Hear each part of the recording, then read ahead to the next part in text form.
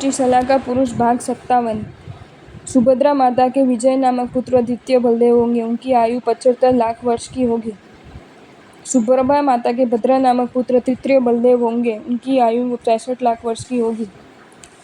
सुदर्शन माता के सुप्रभक नामक पुत्र चतुर्थ बलदेव होंगे, उनकी आयु 55 लाख वर्ष की होगी। विजया माता के सुदर्शन नामक पुत्र पांचवें बलदेव होंगे, उनकी आयु 70 लाख वर्ष की होगी। वैजयंती माता के आनंद नामक पुत्र छठे बलदेव होंगे, उनकी आयु 85,000 वर्ष होगी। जयंती माता के नंदन नामक पुत्र सातवें होंगे, इसकी आयुष्य 50,000 वर्ष का होगा। अपरिजता माता के पद्मा नामक पुत्र आठवें बलदेव होंगे, उनका आयुष्य 15,000 वर्ष का होगा। रोहिणी माता के राम नामक पुत्र नवम बलदेव होंगे, उनका आयु 1200 वर्ष का होगा। इनमें 8 बलदेव मोक्ष जाएंगे और 9वें बलदेव पंचम स्वर्ग में जाएंगे। वहां से चलकर आगामी उपसर्गणी में इसी भरत क्षेत्र में उत्पन्न होकर कृष्ण नामक तीर्थंकर के तीर्थ में सिद्ध होंगे। अश्वग्रीव, तारक, मेरक, मद, निष्कुंभ, बलि, अर्हात, रावण और मागधेश्वर ये 9 प्रति वासुदेव होंगे। ये चक्र प्रहारकारी अर्थात चक्र रूप अस्त्रधारी होंगे। वासुदेव उन्हीं के चक्र से उन्हें मारेंगे। इस प्रकार प्रभु की वाणी सुनकर एवं भव्य जीवों से बड़ी सभा की ओर देखकर भरतपति ने उनसे जिज्ञासा की, हे जगतपति, मानो तीनों लोग ही एकत्र हो गए ऐसे इस नर तिर्यंचल देवमय सभा में क्या ऐसी कोई आत्मा है जो आपकी तरह तीर्थ स्थापित कर इस जगत को पवित्र करेंगे। प्रभु ने कहा, तुम्हारा ये मरीचि नामक पुत्र जो प्रथम त्रिदंडी हुआ है, आर्द्र और हृदय ध्यान से रहित सम्यक से सुशोभित होकर चतुर्विध धर्म ध्यान कर एकांत से ध्यान करता है, और इसकी आत्मा करदम से रेशमी वस्त्र की भांति और निश्वास से दर्पण की तरह विक्रम द्वारा मलिन है।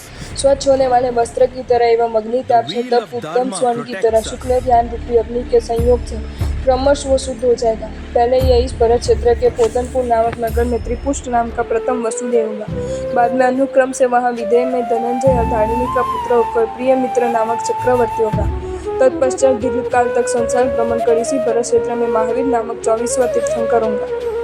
ये सुनकर प्रभु की आज्ञा ने भरतपति भगवान की तरह मरीचि को भी वंदना करने। वहां जाकर मरीचि की वंदना कर वे बोले, आप त्रिपुष्ट नामक प्रथम वासुदेव और वहां विदेह क्षेत्र में प्रियमित्र नामक चक्रवर्ती होंगे, किंतु मैं आपके वासुदेवत्व और चक्रवर्ती तत्व को वंदना नहीं कर रहा हूँ। आपके इस त्रिदंड को भी वंदना नहीं कर रहा हूँ। मैं तो आपको इसलिए वंदन कर रहा हूँ कि आप भविष्य में 24वें तीर्थंकर होंगे।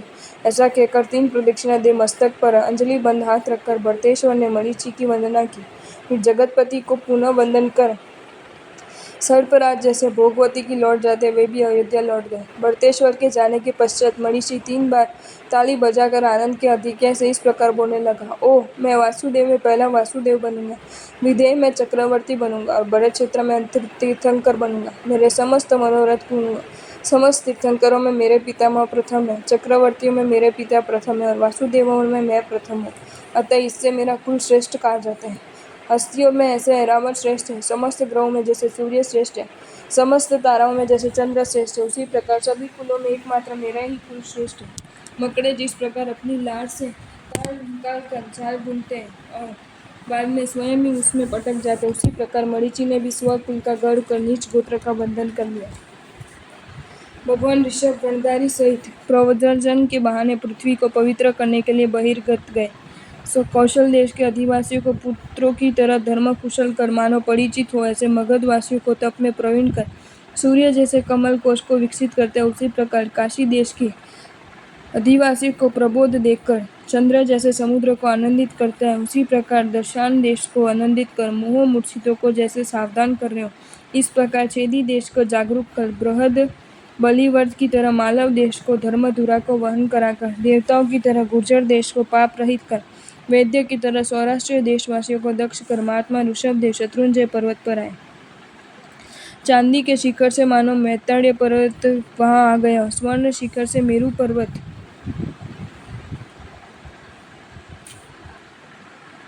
रत्न खान से जैसे द्वितीय रत्नाचल, औषध समूह से मानो द्वितीय हिमालय हो। शत्रुंजय पर्वत ऐसा लग रहा था आसक्त अर्थात निकटागत मेघपुंज से उसके मानो श्वेत वस्त्र धारण कर लिया और निर्मल गोनी की जल में जैसे उत्तरीय लटक रहा, उसी प्रकार वह सुशोभित हो रहा था। दिन के समय निकटागत सूर्य से मानो उच्च मुकुट धारण कर लिया और रात्रि में चंद्र से जैसे चंद्रन रस का तिलक कर लिया, ऐसा लग रहा था। आकाश रोधकारी शिखरों में जैसे वह बहुमस्तक विशिष्ट और ताल वृक्ष से बहुभुज दंड युक्त हो ऐसा प्रतीत हो रहा था। वहां नारियल वन में एक पक्कर पीतवन धारणकाली नारियल समूह को देखकर निज शावक भ्रम से बंदरी को दल इधर उधर दौड़ रहे थे।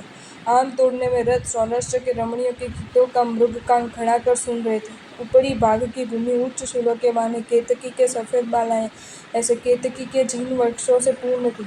प्रत्येक स्थान पर श्रीखंड वृक्ष के रस की तरह पीत बने सिंदूरवार वृक्ष जैसे उसने समस्त शरीर में मांगलिक तिलक धारण कर लिया ऐसा लगता था। वहाँ वृक्षों की शाखाओं पर बैठे बंदरों की पूंछों से गुंथी तेतुल वृक्ष विपल व पुष्पवृक्ष सा लग रहा था। अपनी विशालता के लिए हर्षित हुआ ऐसे निरंतर फल प्रसू पनस वृक्ष से वह पवित्र शोभित हो रहा था।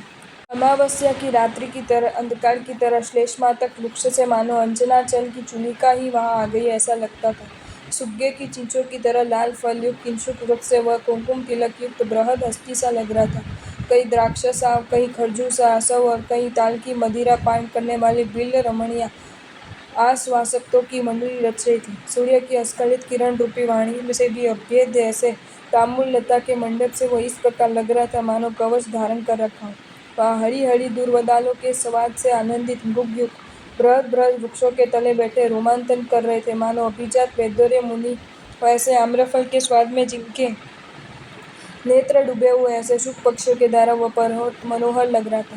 केतकी, चमेली, अशोक, कदम और वारासली वृक्षों से वायु द्वारा उड़कर अति पराग से उसकी शिलाएं रजोमय हो रही थी और प्रतीकों द्वारा तोड़े गए नारियलों के जल से उसकी उपयुक्तता पंकिल हो रही थी। भद्रशाल आदि वनों में से कोई एक वन वहां लाया गया है ऐसा विशाल विशाल अनेक वृक्ष युक्त वन से वह वन मनोहारी लग रहा था। मूल में 50 योजन, शिखर में 10 योजन और उच्चता में 8 योजन उस शत्रुंजय पर्वत पर भगवान ऋषभदेव ने आरोहण किया। वहां देवताओं द्वारा निर्मित संवत्सर में सर्वहितकारी प्रभु बैठे और देशना देने लगे। गंभीर शब्द से देशना देते समय प्रभु की वाणी उस गिरिराज से टकराकर प्रतिध्वनित हो रही थी। इसे लगता वह पर्वत प्रभु के बाद स्वकंद्रा में बैठकर देशना दे रहा था।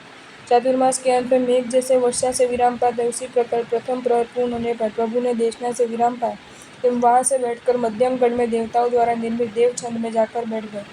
तदुपरांत मांडलिक राजा के निकट जैसे युवराज बैठते उसी प्रकार समस्त गंधर्वों में प्रथम श्री पुंडरीक स्वामी मूल सिंहासन के नीचे के पाद पर बैठे और पूर्व की तरह ही सारी सभा बैठ गई।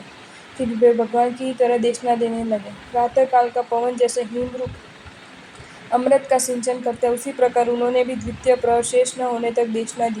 प्राणियों के उपकार के लिए इस प्रकार देशना देकर प्रभु अष्टापद की भांति कुछ दिन वहां भी रहे। फिर प्रवचन करने की इच्छा से जगत गुरु ने पुंडरीक तुल्य पुंडरीक को आदेश दिया, हे महामुनि, मैं यहाँ से अन्यत्र विहार करूंगा, तुम एक कोटि मुनियों सहित यहीं रहो। इस क्षेत्र के प्रभाव से मुनि परिवार सहित तुम्हें अल्प दिनों में ही केवल ज्ञान प्राप्त होगा और शैलशी ध्यान करने के समय मुनि परिवार सहित ही तुम्हें इस पर्वत के ऊपर मोक्ष प्राप्त होगा। प्रभु की देशना शिरोधार्य कर उन्होंने प्रणाम कर गंधर्व पुंडरीक एक कोटि मुनियों सहित वहां रह गए। जैसे उज्ज्वलित समुद्र तटभूमि के गर्त में रत्न समूह निक्षेप कर लौट जाता है उसी प्रकार प्रभु भी पुंडरीक को वहां छोड़कर अन्यत्र विहार कर गए। जिस प्रकार उदयाचल पर्वत पर नक्षत्रों के साथ चंद्रमा रहते हैं उसी प्रकार अन्य मुनियों के साथ पुंडरीक स्वामी उस पर्वत पर रहने लगे। फिर अति संवेगी वे प्रभु की तरह मधुर वाणी से अनेक मुनियों को ऐसा कहने लगे।